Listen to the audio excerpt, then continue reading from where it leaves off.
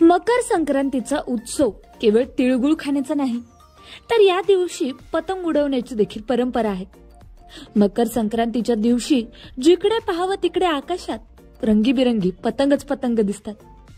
पण तुम्ही कधी विचार केला का की संक्रांतीच्या दिवशीच का पतंग उडवला जातो? काय असेल या मागचं कारण?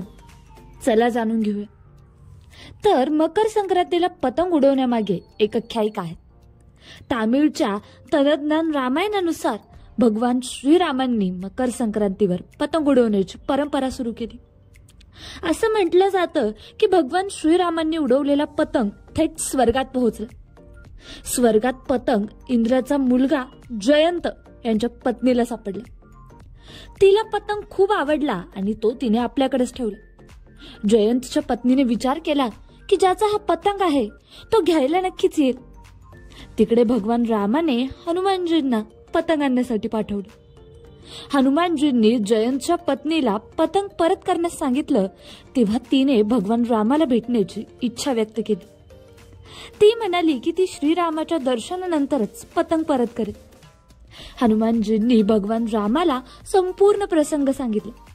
भगवान राम म्हणाले की ती मला त्रिकूटमध्ये पाहू शकेल आणि हनुमानजींना पुन्हा आदेश देण्यासाठी पाठवलं.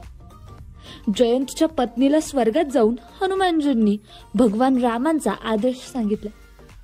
यानंतर त्यांनी पतंग परत केला. मकर संक्रांतीच्या दिवशी पतंग उडवण्याची प्रथा केवळ धार्मिकच नाही तर यामागे वैज्ञानिक कारण देखील आहे.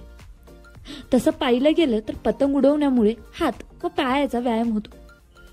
मकर संक्रांतीचा सण थंडीमध्ये पडल्याने शरीराला ऊर्जा देखील मिळते. सूर्यप्रकाशात राहिलेल्या व्हिटॅमिन डी देखील मिळतो. या व्यतिरिक्त सर्दी खोकला यापासून बचाव होतो.